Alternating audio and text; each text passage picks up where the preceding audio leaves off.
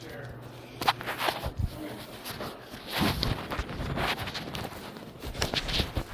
Let's go get it from the office Okay. real quick. Here.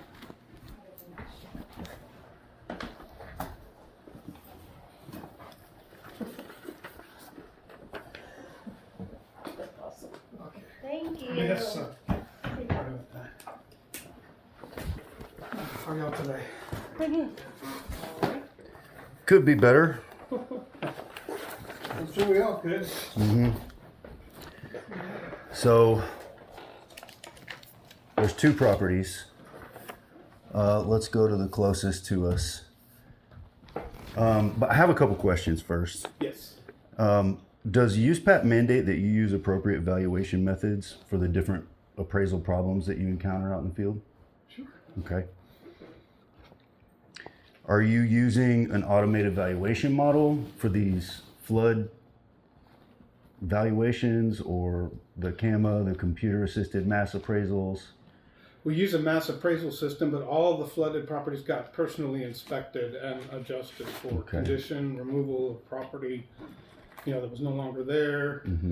But they were individually appraised, yes. So what methods, was it just you found different condition ratings and put that into the model, or What property are you talking about? Like every property? Or For this, flooded or properties. This specific property? so all of these flooded properties present a unique appraisal problem for Okay. you. And I understand that's very difficult, but I want to understand how you went about determining these values when it's such a difficult problem. You mean the flooded property? Valuation of the flooded properties. Yes, Yeah, yes. I know it's difficult. Oh, yeah. Okay, so I've worked hunt for 26 years. I know every single one of these properties, so I'm very, very familiar with the market. I'm very familiar with the buildings, very familiar with the way the river was versus the way it is now. Growing up on it, I kayak down it my whole life, so I'm very familiar with it. The problem with any appraisal problem is you have to go off of confirmed sales. Those are nowhere in sight right now with flood. I'm sorry? Mhm. Those are nowhere in sight with the flood going involved. So Well, how did you determine these values when there is no data? That's the problem. Okay. Okay, that's what every appraiser is facing right now, dealing with these properties. That's what all realtors are dealing with. That's what all owners are dealing with. Mhm. Now, a lot of people said they were going to get appraisal firms to work up reports for them, pre and post value, to determine damages to be claimed on insurance and possible, tax situations. Mhm. I've gotten one report. One. The report that I got had it at a higher value than what I had it at before the flood. So we were under market before the flood. This was an outside firm. This is not my data. But they did come up with some information that, based on other disaster zones in the country, that there's about a 39% reduction that properties that have been hit with natural disasters suffer. 39%? That's it? 39% of adjustment down on top of the damage to whatever the structures were. So if a structure was flooded and it's no longer livable, you appraise the structure first, then you lower the land value by 39%. So are you familiar with the cost use risk matrix? I believe that's what they're basing it on. If I could show you what the report that I got. Yeah, I'd love to see it. Yeah, we went with so 40. I understand this 39%. I understand you've got a really difficult problem. I really want to nail this down though. So are you familiar with that 39% is not the full reduction in value that happens due to the detrimental condition of a flood or a fire or whatever That happens? is because of the flood. The 39% is because of the flood. And then before that, you take off the value of the structure. So whatever the structure has damaged, whatever structural damage has occurred, you discount for that. Okay. So that's actually not the case. I'd love to see this report and see what the appraiser said. Okay. If you have it handy, I'd love to look at it. Yeah.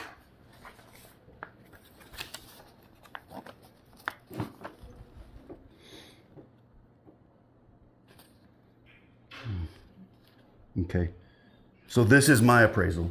And I would actually like it if This you is would. your appraisal? Yes, I did that appraisal. I would like You it. did this? Yes, I did. I would like it if you would get the rest of the appraisal where it talks about the cost and use effects on value. Because what you put here, this 39% is the risk effect. This is just based on the stigmatized nature of the property after Right. it has been gone through the detrimental condition. But there's two other effects that you have to account for. You have to account for the cost.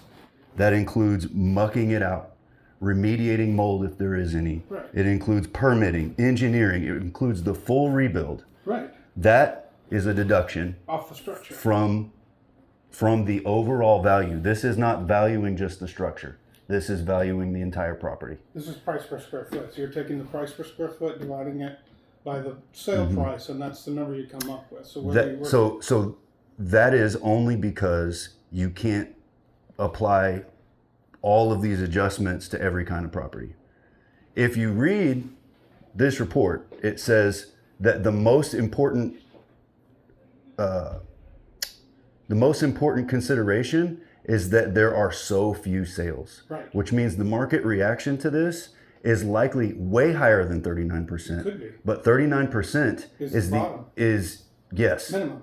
is the minimum reduction. Right. So, according to this method, you know, I talked to the guy that did the World Trade Center. I talked to the woman who was basically in charge of all of the appraisals in Hurricane Helene. I talked to the #1 insurance appraisal guy in the world. And he said, you cannot, all three of them said, you cannot only use the risk factor and say, oh, 39%, that's what we see, because there is much more to the loss of value than this. So there's the cost. The cost, in this case, I haven't done the numbers. I'm pretty sure it's significant. The use. Is this your report? This is my report. You wrote this. I wrote this You did do a report. cost analysis in your report. I did do a cost analysis on a different property in this report. Yes. I have not done a cost analysis in this case. Okay. Well, but you're saying you can't, but you did it in your report. Yes. Okay, so I don't understand what you're saying. What do you mean? You said there's more damage beyond this that Yes. needs to be applied, and I'm saying right to the Yes. improvement, and you're saying no, but that's what you did in your report. You No. substantially lowered the value. I think of you're not understanding the cost use risk matrix. The cost is the cost of the improvements. Okay. It's the cost to remove improvements, like what happened in the case of both of these houses. Right. It's the cost of permitting, engineering. This is not just the cost of one building. This is the cost to the owner. Then there's the loss of use. The only way that can be determined is based on its potential income producing capabilities. In this case, you know, I haven't done all those numbers, but that's significant. It's way more significant than what is highlighted in these numbers. Okay. What is this report? This is for a different property that I did Okay. a disaster valuation on. Okay. And so I think it's funny that you guys are using one page of an excerpt from an appraisal that I did to justify a 39%. You're taking this completely out of context. And it seems disingenuous that you would use just one easy, or we can just apply a 39% and then support it with this one page of another person's appraisal. Seems disingenuous to me whenever there's also the cost and the risk factors. This 39% is the risk factor. Okay. Okay? So, you know, if you want me to develop another appraisal for these properties, I would have to ask the client and see if she wants me to do that. But hold on, I want to finish this. Have you considered that there's a different, that there is now a different highest and best use for these properties? The market will determine that. But you're making a value conclusion. I have to Have based you- on the information I have. Obviously you do, Right. but have you considered that there's a highest and best use change for all of these properties that have been If destroyed? these properties are condemned by the county that they can never be built on forever, and they were only access lots, yes, that's true. Okay, but have you considered that due to the very thing that you're quoting in this appraisal report, that there is a stigmatized property issue here. That's what we did. Okay. By your Does your that report. change? So you're telling me that you are going to wait until after you make your value conclusion to determine whether or not the highest and best use has changed? The market will dictate to me what the highest and best use of these properties are moving forward. Okay, and none of them have sold. As an appraiser, you know, we Yes. follow the market, we don't lead. Okay. So when you say, have you considered, as an appraiser, am I allowed to consider what hasn't happened yet? Are you I'm supposed asking to? a question. Am I allowed Okay. to consider things? So we'll talk about potentially- what hasn't happened yet. What hasn't happened yet is none of these have sold. There have been some sales. They're not publicly available. If you know about them, I'd love to find out how you got a hold of them, and I would love to take them because they would be valuable to me. Yeah, But- I'll give them to you. But these, and I know you have a completely different definition of market value, and I understand why you guys have that definition. It's so you can cherry pick sales. But my definition of value means under no undue stimulus.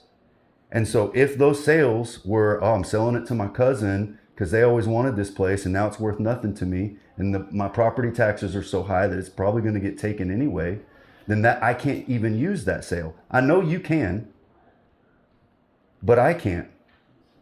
And it doesn't do homeowners any good whenever you're allowed to cherry pick sales, but nobody else is. I don't know. Are you personally involved with this property, or are you just speaking as a professional appraiser? I'm personally involved in this community. Okay, I am too, and I appreciate that. But I think you're getting a little off target by saying Not really. These are the USPAP standards that I apply to understand that. I everyone. understand that. And You I've do given have to every- make highest and best use determinations. That is correct. That's I correct. think there's a lot of emotion with these Yes, properties. ma'am. We've I can't even dealt begin to with a lot understand of, your emotions. I can't.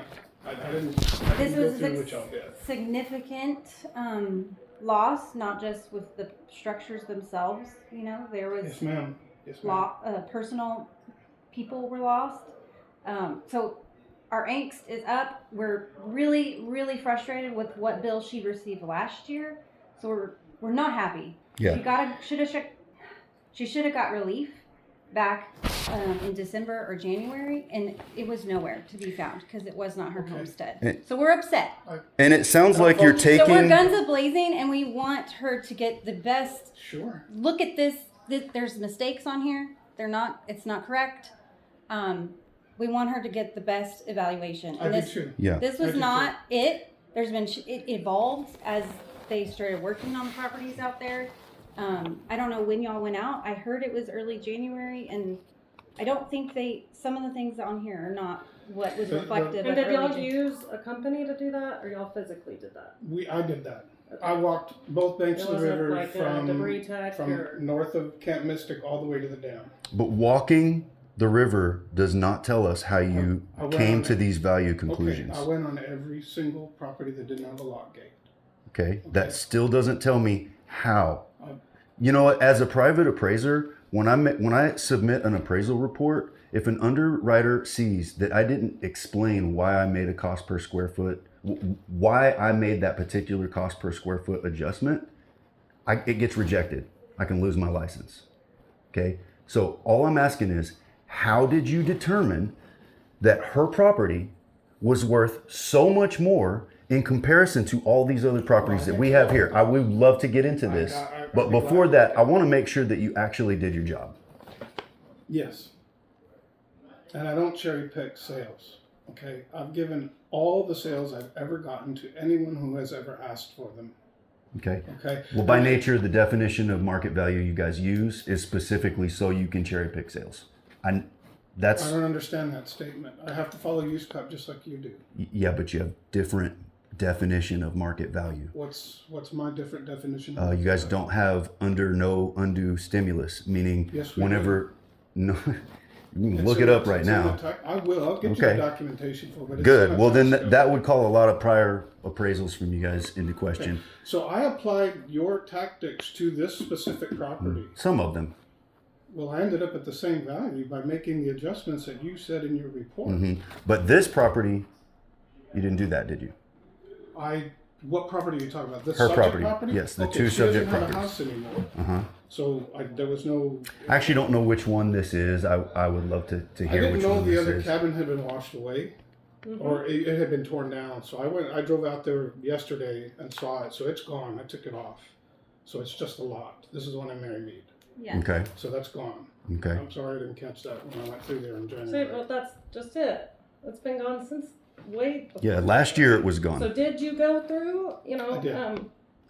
let me pull up pictures of when that was, of when it was torn down. Yeah. I don't know why I didn't have it off the road, but it's gone because I drove out Oh, there. yeah, yesterday. no, we know that. So let's just get into sales data, okay?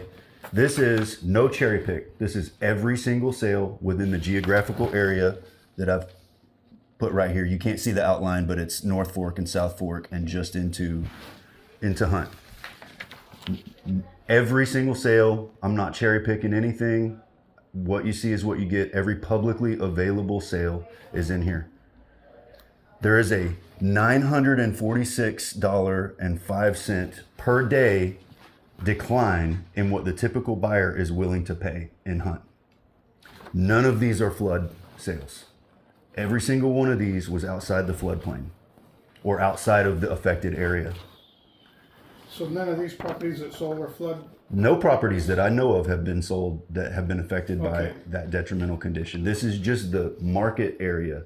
So if you're looking to see which direction the market is going, it's very clear. It's going down. Values are down. Some sales we've gotten in are down. Some we're still low on. So Well- the appraisal district's usually about a year behind the actual market. Okay. Because Well, our these are all the sales between January 1st, 2025 and January 1st of 2026. As to my knowledge, that is the time frame within which you value these properties. And there is a significant decrease in value. We're not seeing that in people's property tax bills, but that's what actually is happening. So Do you have all the? now, I'm not going to give you all the data. I'm sure you can get it on your own. I can't analyze it if I don't know what it is. Well, you have all the sales. I don't have all the sales. Well, That's the you problem. can get those sales. I can I know look you can get alone. them.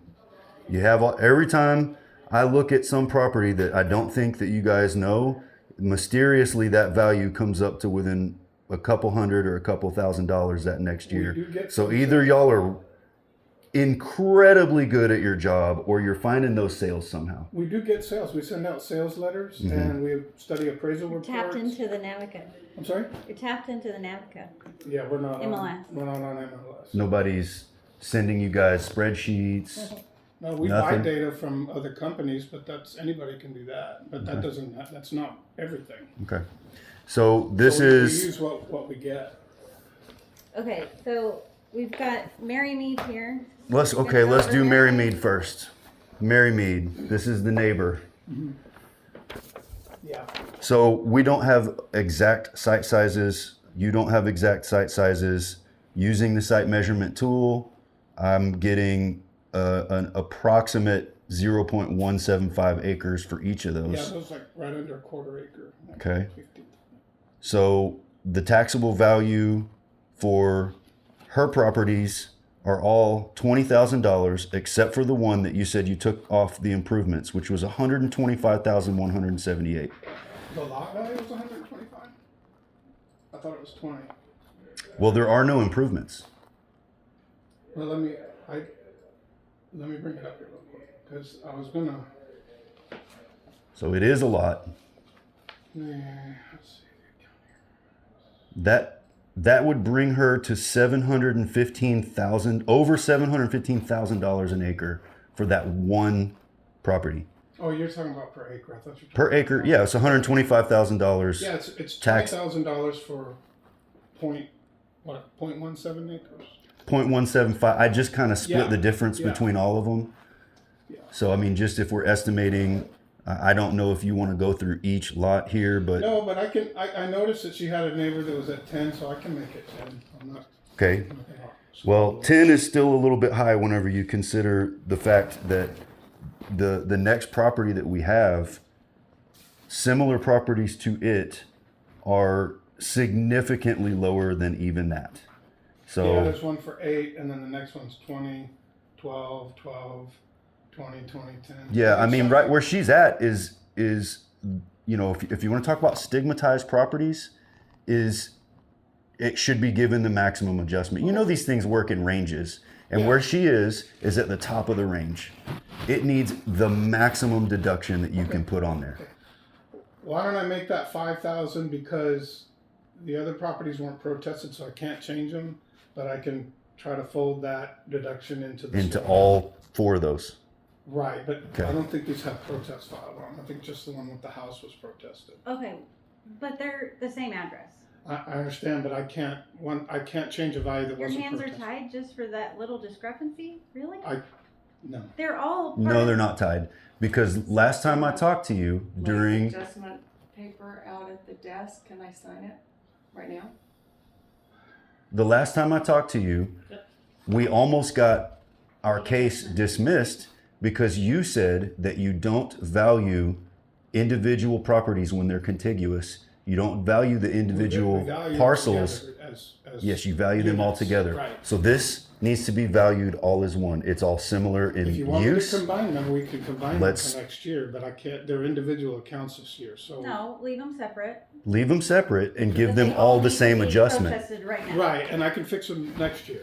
But No, I'll well, let you now. can fix No. them this year Now. because they Oh, all I have can the same fix- highest and best use. Oh, They I all can- have the same detrimental condition. And you realize you've admitted that the one property should be lowered. So either you're just making things up. I'm not making things up. Okay, well If then it- the other proproperties if still it's- need to be lowered. If it's protested before the deadline, I can legally change it, according to the tax code. Okay, If so you want to file a late protest on it, on the other 3 lots, we can do that. And Let's then do the that. appraisal review board has to decide whether they're going to hear the case. If you would have protested all 5, I could change all of them right now while we're sitting here. But well, once let's do everything you are legally allowed to do Okay. right now. Okay. And then I want you to seriously consider the fact that if you lower this one and leave the rest, that there's just kind of showing y'all just play with the numbers Totally. and are just kind of making things up. Okay, that's what it looks like to an I'm observer. sorry if it looks that way. I really No, I understand. don't want The you to bureaucracy ties your hands. I understand that. feel that. Well, the law ties my hands, not the law. Well, same thing. So the law So- says that things have to happen in certain during. We're not pulling the property together though. We're not going to combine the lots. Yeah. Into I one. understand, but he's saying they should be appraised as a unit, which Yeah. is true. Because that's what you've told me Absolutely right. Yeah, before you're right. in arbitration hearings. You're right. So what I'm I'm going saying away. is, since I can't change the other ones right now, I'll lower this lot even lower. This is So you want to have your cake? bullshit. You want to have your cake and eat it too. When you're in an arbitration meeting, then you can tell me, nope, we do these all together. But whenever you're sitting here with the woman who watched her progeny wash away, you're telling me that you don't have to do that. I'm not saying. So if we were in arbitration, would it be different? I'm not saying I don't have to. I'm saying I cannot legally change a value that's not under protest. Okay, but during arbitration, an That's arbitration a different situation. I understand. Let's go there if we have to. But during arbitration, you told me that you cannot value one of the parcels without considering the other. Since they are contiguous, all of these parcels Yes, should be given what I the said same during value. arbitration, and I don't recall the exact case you're talking about, but what I said is that larger parcels, groupings, have a discount in the market. That's not what you said. No, you said there was one parcel out of, I believe, 2, maybe 3, that was being contested. And you said we were not allowed to only contest one parcel. You said we had to consider everything. And so right now we would like you to consider everything and hold up to what you have personally told me in the past. If the law tells you you can't, that's fine. I will encourage her to fight till the end. We'll take it to arbitration. I will be there. Okay, but the properties that are not under protest, I can't change. Okay, well, that's not what you've told me in the Okay, past. just for clarification, what properties are we protesting today? The property that's under protest that y'all filed a protest on was account number 31767. It's lot 54 with the house. Do you want me to print the protest out so you can see it? Do you Yeah, happen we to have a have it. copy of it? Okay, Um, that's the one that I can, those are the two that are on my docket today. Would she have gotten 4 protest forms in, you know, like there were the 4 different lots If instead of the Mary Maid with the 3 and then Lucy's? Yes. Anytime a value goes up more than $1,000, Right, we right. send a notice of appraisal But on one the for each property. She lot. would have had 4 different And the accounts form with it. with For- 4, Yes. For each lot saying 20,000, 20,000, 20,000, and then the other one had a house on it. correct. So the protest that was filed, This is a technicality. She Mhm. was, I'm just gonna say, she's been grieving. She made a fucking mistake. Like, this should have, It's there all should be one some property. grace here. No. No, there's They're gonna not? up the tax rate for the Okay. disaster victims. So there are Okay. several properties near the subject with significantly lower values. Okay. So We're talking about whether or not Gonna read both protest Okay. fee. properties. So, you know, if that's as far as we can get with Mary Mead, we'll see about what happens in the future. But Okay. let's go well, to let me adjust Mary Maid. okay. Okay. So I'm gonna take it down to 5,000 in case they're not able to open up the other 3 lots. Well, we'll see. The other property that is, to my knowledge, one parcel, address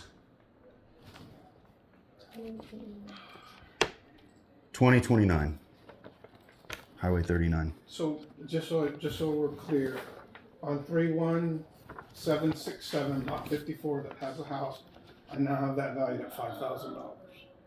The whole thing. Yes, Just the There's lot. no structure on it. that's That's correct. just the lot. No structure, and then the lot at $5,000. And then the other three at 20,000 And the other 3 are at 20. a piece. Okay. So, So do you want me to print that out? yes, please. Okay. We can get that whenever Okay, we're we'll done. take care of that in a minute. We'll, Yep. we'll keep moving on. I just want to make sure before Yep. we're finished with that. So I've got all the properties in question here.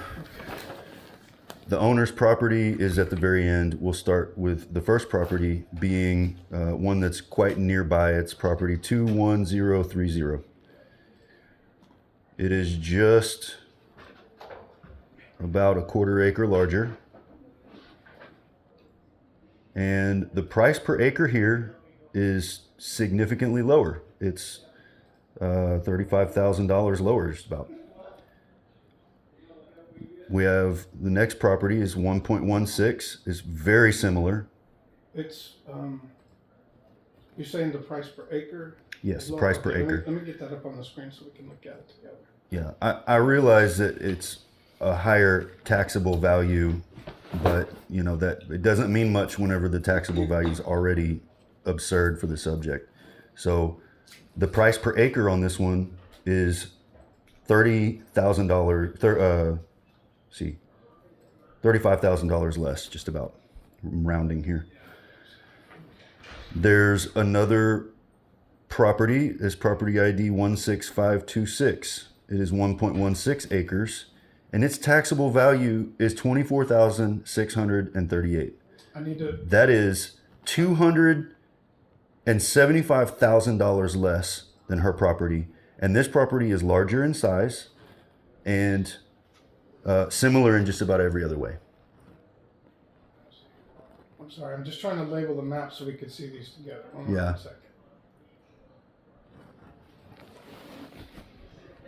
And I'll just continue. You stop me whenever. There's another similar property nearby. Well, I 16. can give you an explanation on it as you bring them to my attention. Okay. In case there is. 16438. It is. I'm still on 21030. Okay. Okay. It is a 1.23 acre tract. Mm-hmm. Okay, so it's larger than the subject. Mm-hmm. Subject's 0.97. And have you seen the way the schedule is built to interpolate for size? I would love to see the math behind how the schedule is built, Okay. and you can send that to me. But for right now, I just want to get all these properties on the table so we can discuss Okay, the but that's huge the discrepancies. difference. The difference is this is a larger parcel, Mhm. so the sales suggested a discount because of the size, and that's the way the schedule's built. Okay, $35,000 per acre That's difference. correct. Okay, That's what the sales show. okay. Do you have a? What sales? What? All the sales that you guys can find, or all the sales Everything you I've ever bought? gotten. Okay. And that's over from January 1st to January 1st of 2026, or? No, that goes back to some cases 2019 because of Okay. size. So I had to build the schedule. That's not valid. Okay. But We're so done. We're done. we with can't that use, market. I'm sorry. we The market can't, prices are not there anymore. yeah. We can't use those sales whenever we're protesting because they're not within January 1st to January 1st. Nobody said you can't use them. Well, they're not considered whenever a property owner brings you guys sales. We are told that these sales should be within January 1st to January 1st. But yet you use sales that are not from January 1st to January 1st. On river properties, I do because river property sales are so far and few between, and so Okay. you have to, as an appraiser, look at historical sales, and then you have to time adjust them, which is generally up, which is not what I did when I built the schedule. Okay. So I'm looking at sales from 2018, 2017, 2015, and I went with what they sold for in that bracket Okay. Well, instead And then of time. 2021, Yeah, I have some for 2021. those aren't valid. That was at the peak of our market. mhm. I understand, which is why we've discounted the table back by 40%. Okay. So let's just keep going because that one I realize you've got some wizardry to explain that. There's 16526. That's 1.16 acres. 16256. I'm sorry, 16526.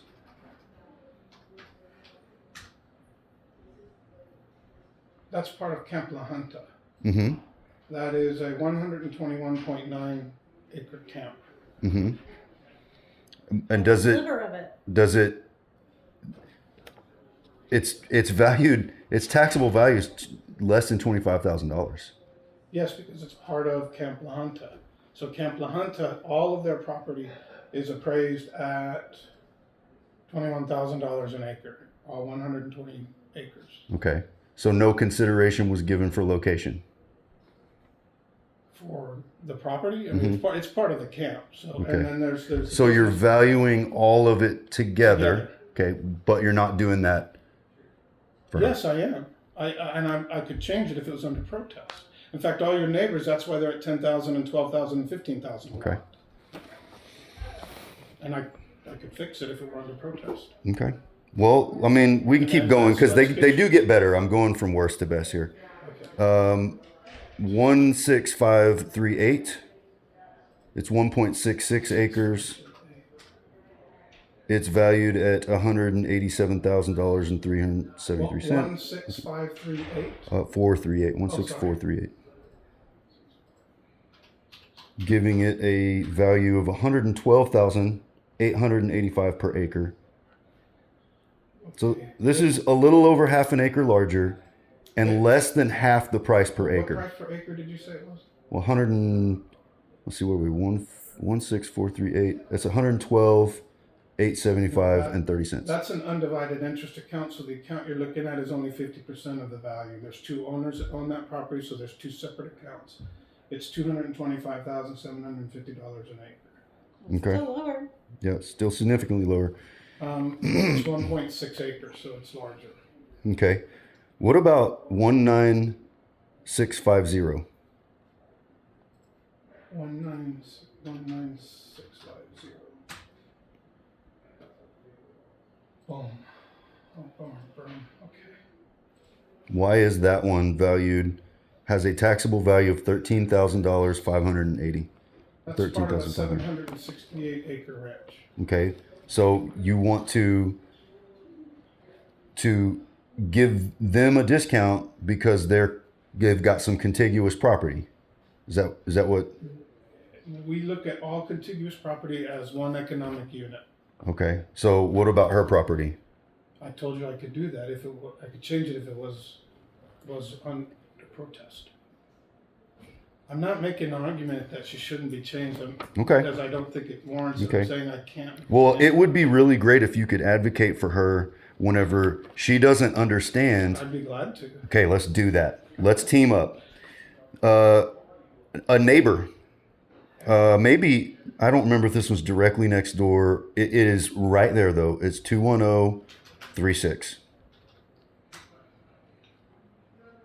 Now, if we follow the math of the greater the site size, the smaller the cost per acre. This one seems to shatter that paradigm because this one's valued at $24,423, giving it a price per acre of $43,457.30. So when this property was purchased, Mr. Phillips kept this part of the lot.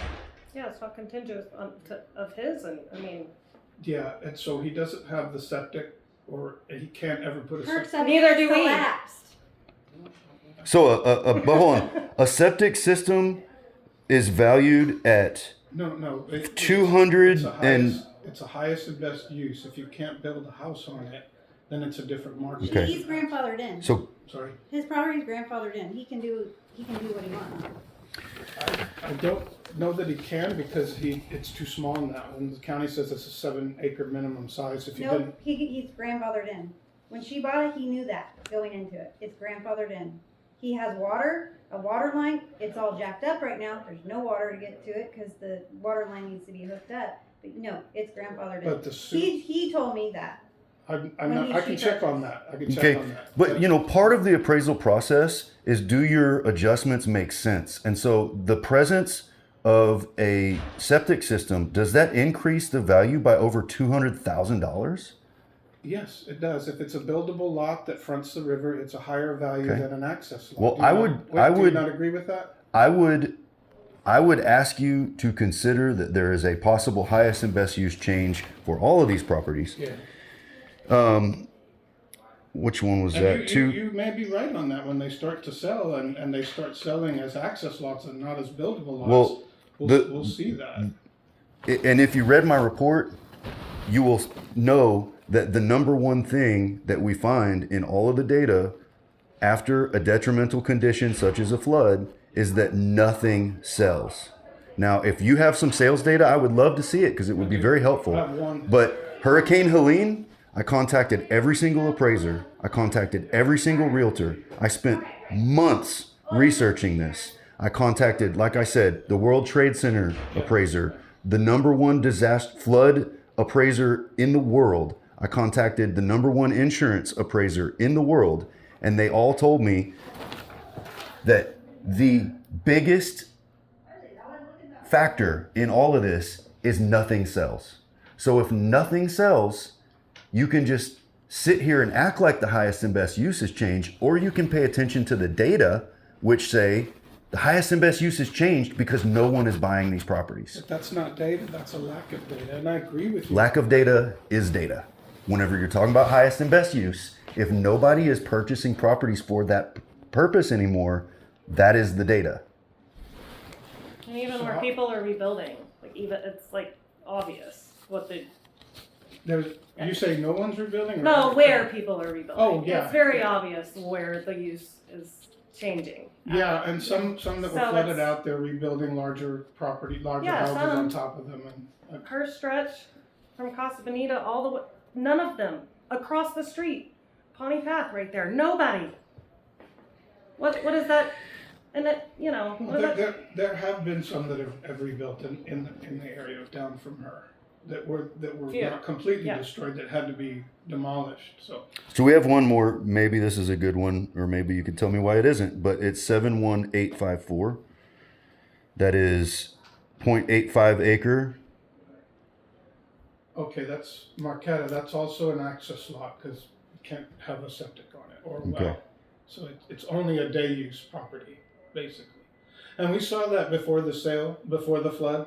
We had sales of property that couldn't be built on that sold for one price, and then other properties such as this property, which it did sell, and we did have that. And my model was built before this sale occurred, so whenever it did sell, it landed right where I had it based on previous sales data that I had. Okay. Well, then I would ask you to reconsider the highest and best use of this property to be. And I asked for documentation as to whether or not it was condemned where it could not be built on, and I haven't received that. And Okay. what I Letter do- right here.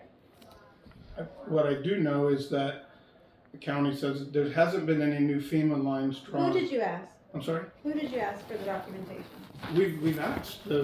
the Like the owner?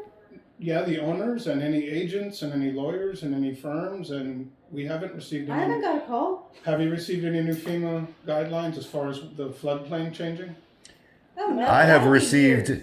when I talked to Charlie Hastings, he said, he gave me a very in-depth analysis. It would be very difficult for a homeowner to try to figure out where their property falls within that range of buildable to not buildable. It's 1 foot above the floodplain, and the floodplain hasn't changed. has it? Well, and then he was saying the floodplain is likely to change soon and that we need to wait. Right. And so everybody's just waiting. We're gonna wait. And so wait. right It's been now- 4 years before that's changed. As of right now, You know this. as of right now, it is not a buildable lot and it should be valued as I such. don't know that, Nobody knows that. but I have to go with. And well, they have to sit around and wait and pay property taxes on something that could hypothetically be built on in the future, but maybe not. Would they get a reimbursement if it turns out they can't build on What I it? do know is that people are rebuilding in those zones under those original guidelines, and they're not being stopped by the county. County can't stop them. I'm sorry? County can't stop them. If they're building in, They're going against permit, but they can't stop them. if they're building in a FEMA regulatory zone where they can't be built, then they will make them tear it down. But they're granting permits for people to rebuild 1 foot above the existing floodplain. Okay. So, So- that's what I have to go with. If it comes out where you cannot build on these, absolutely you can't. And a refund of it too? Yeah. No, they don't back do that. Like, I can't control that. did you see the taxes Can they we lower charged her last year? Currently? Her taxes last year were based on her purchase price. Yeah, it was like a discount. Like, here, let me give you a bone. A purchase price minus 39% or whatever other things you do, but not taking into account. Let's talk about taxes last year. Last year, her tax bill was based on the market value as of January 1st. And that was in line. Yeah. That was in line with what they paid for it in 2022. Okay, at the top of the market and didn't take into account. River property, I mean, It was. it doesn't behave the same as regular markets. The Texas real estate going down doesn't affect equally river property. We know that. You can look Okay, at the on y'all's historical taxes thing. last year, she still had technically some structures on Yeah, there. which I hate. And that is, I that's hate not fair. she had to pay anything. The legislator failed in writing legislation that fully took care of people that suffered from a disaster. It only gave us a 60% or a 100% or a 30%. And it only gave And it only for half the and year. only prorated it. Just stupid. But I'm sorry. I don't like the way this legislation is written. I think you shouldn't have to pay anything on anything last year. Okay. That's my personal opinion. So I would ask you to reconsider the highest and best use of these, and the lack of data is the data. The fact that people aren't buying means the use has changed. And maybe there are some people who are trying to do something, but that's not what the typical buyer is considering. The typical buyer is considering the stigmatized properties. The typical buyer is considering that these are going to cost, and the cost to them is going to be built in to what it cost her. And it cost her to muck. It cost her to look for permits, engineering. It cost her, all of this is going to be built in to the sales prices later when the highest and best use is changed. I want you to consider the use. How much possible income producing capability has she lost in this last year? And which is significant. And then I would ask you to consider the fact that the sales data from the time frames, which every time I have spoken to someone at the appraisal district, now maybe they were lying to me, but I have been told that sales must fall within January 1st to January 1st. This is not just Kerr County. This is every county I work in. And so when I give you the sales data, unadulterated, no cherry picking, everything in this market area, it shows a significant decrease in value. And that is not, that is based, for one, on the floods, because we know that nobody's buying these properties. And two, the market in general is going down. Yeah, despite in some cases. despite the fact that it's a riverfront property, it doesn't matter. It's in this market segment and it's going down. And so I would ask that you take this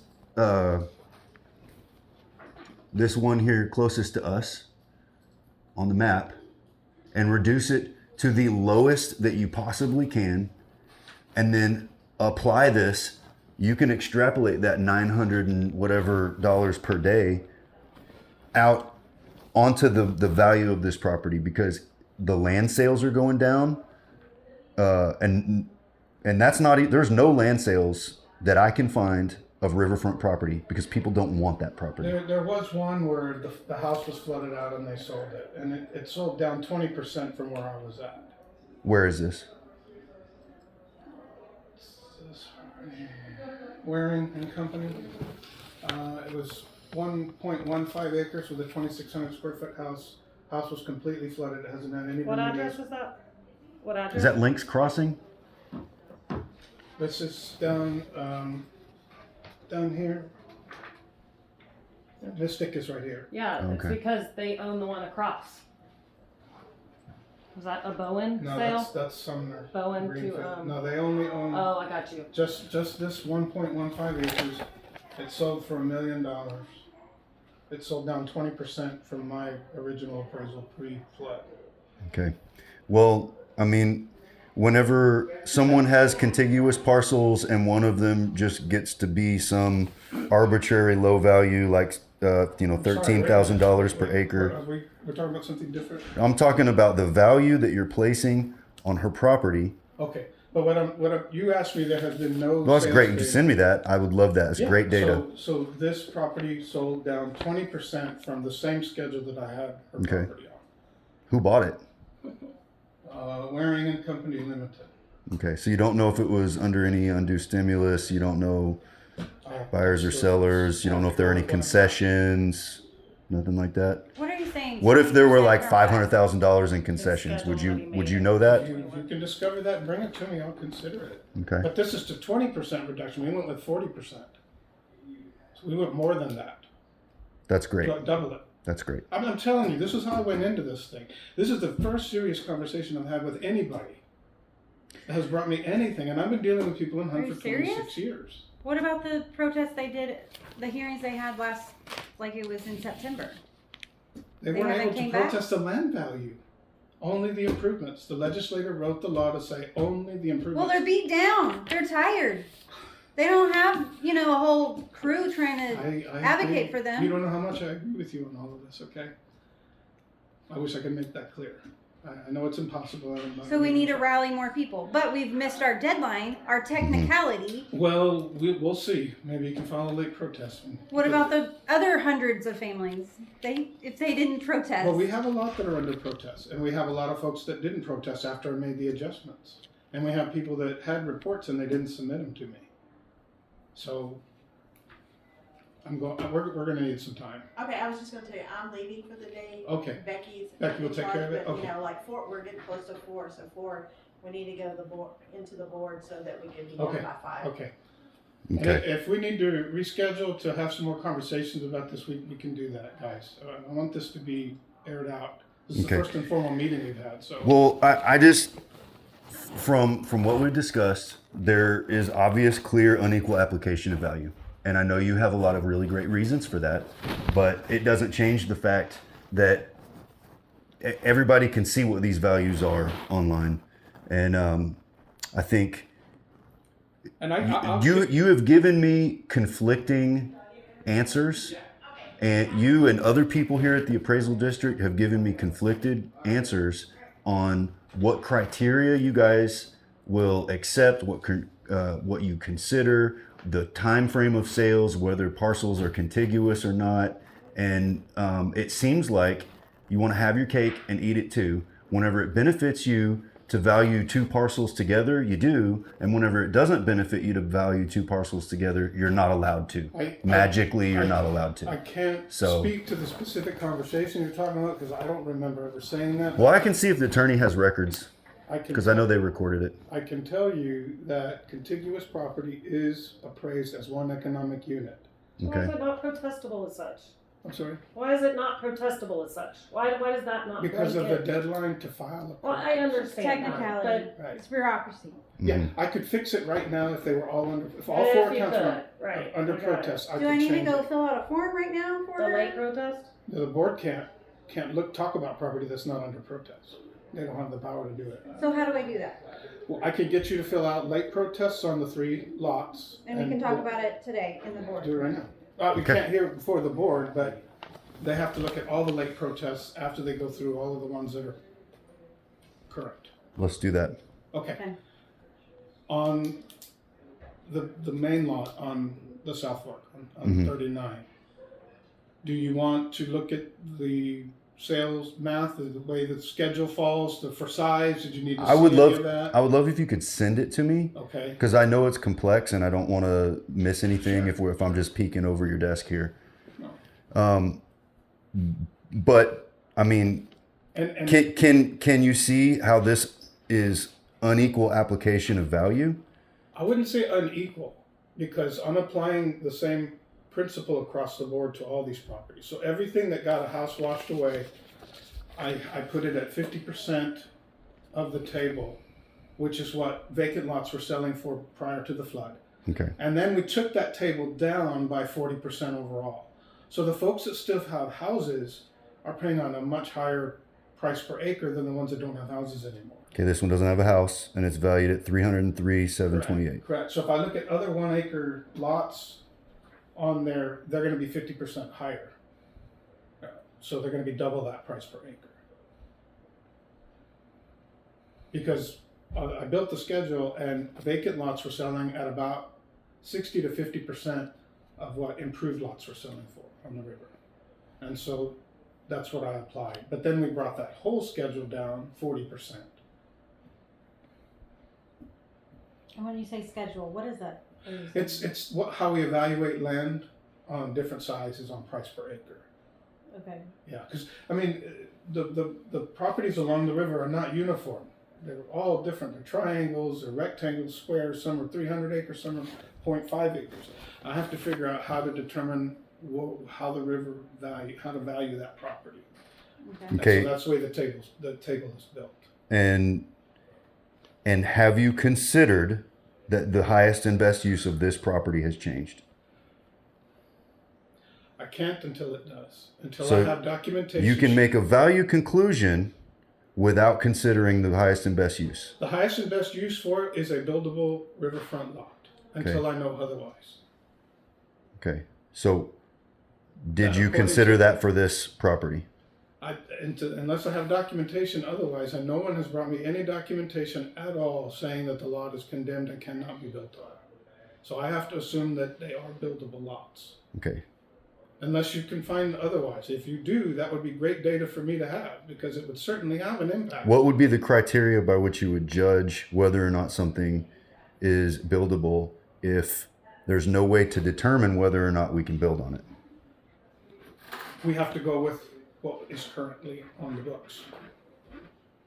So, Meaning 1 foot above the she flood. has to wait to see, but you can make that value conclusion based on, we're just going to assume that it can I'm not happen. assuming, it's fact. It is fact on the law books now that this property can be built on 1 foot above the floodplain.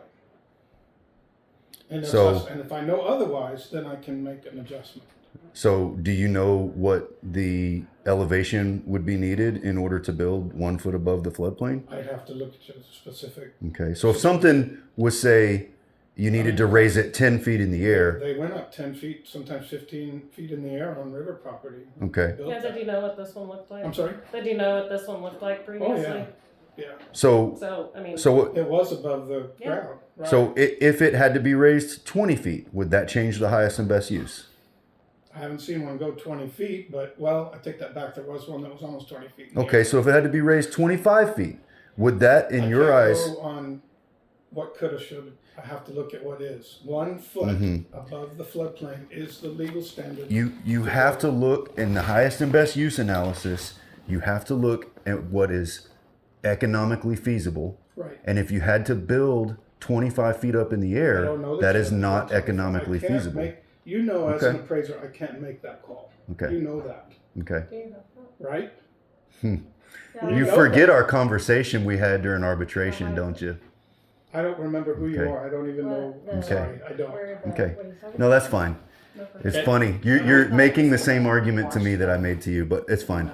So basically, you're not going to consider that the highest and best use is changed until she gets a letter that says she's not allowed to build from some authority, whether it's FEMA, whether it's the county. Is that what you're saying? On all the properties that suffered flood damage that no longer have a house on them, unless they've brought me a letter or some documentation saying the lot is condemned and cannot be marketed as a buildable lot, I've kept them at buildable Okay. lots, but they're down 40% from where we started at. Okay. So if she gets a letter that says an engineering study that says we have to raise this property 15 feet and it would cost $500,000 to do that on top of the cost to whatever improvements she wants, that is not economically feasible. At that point, would you be willing to concede that the highest and best use is not as a buildable lot? I'm not going to deal in possibilities because I can't commit. Well, it's not a possibility. It's Because- actual cost because numbers. their Casa Bonita they built before that, and they didn't have to go up that high. They went up, I think, 8 feet or 9 feet on stilts, Okay. and it got them 1 foot above the floodplain. Mm-hmm. That's all you have to be. Yep. So, We see where all those houses went. Well, So I don't- so I as agree with you. as And they as may come back later and change all that. as a private appraiser, if I came to an underwriter and I said, hey, I know the highest and best uses is a buildable lot. It would cost them $700,000 to build it 50 feet in the air. I would get laughed out of there. At some point, there has to be a But you threshold. would have that data at that time you made that statement, and I don't. Well, you can look up cost data pretty No, easily. you're saying that you have to go 25 feet into the air to make it, and you're saying it's not economical. Okay, so you need an engineering study saying how high it needs to I don't want go. to tell you what to go out and spend money on. No, I'm just saying, would you accept an engineering study that said this property needs to be raised 12 feet in the air or whatever? I'd look at the study. Okay. And then you would look at the cost And I can figures tell to you that see. people went up 12 to 15 feet in the air so that they could be on the water. Now, this is pre-flood, Hmm. okay? People spent all kinds of millions of dollars to put houses right on the water. See, but if I talked to an underwriter and told them what you're telling me, I would lose clients. So I know it's difficult, but you still have to do it. You have to determine the highest and best I use. agree. So let's get that ball rolling here at the appraisal district and find out. You can't just abdicate to, I got to have a letter, because I'm sorry, but I'm that not- doesn't let me that interrupt. I'm not doesn't abdicating. that doesn't I'm going off of what the county requirements are, what are legally feasible as they are on January the 1st. highest I'm and not best use advocating analysis responsibility. mandates that you determine what is economically feasible. That's right. And so And I would if say a be property one foot. passes your test and is still not economically feasible to build on, that makes the highest and best That's use. if. That's if. Okay, well, That's the big if. yeah, but you're not answering my question. So if that happens, will you change the highest and best use? I'll look at what an engineering report says has to be done to a property to be built. Okay, and you're willing to run a cost analysis on every single one of these properties in the affected zone? A cost analysis. Yeah, that's how you determine the economic feasibility and highest and best use I have to analysis. see what the report shows. I'm not- Which report?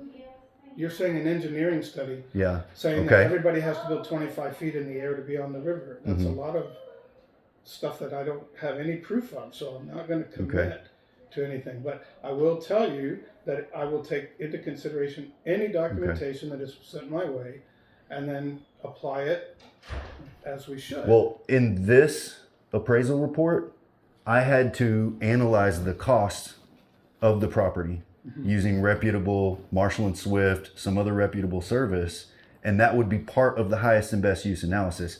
If this property cost $700,000 to rebuild and was only worth $500,000 at the end of it, then the highest and best use is not as a buildable lot, even if it says you can build on it. So she is left with an unbuildable lot, whether or not she's able to build on it. It doesn't make sense for you to tax her on something with different rules than everybody else in the real estate world plays by.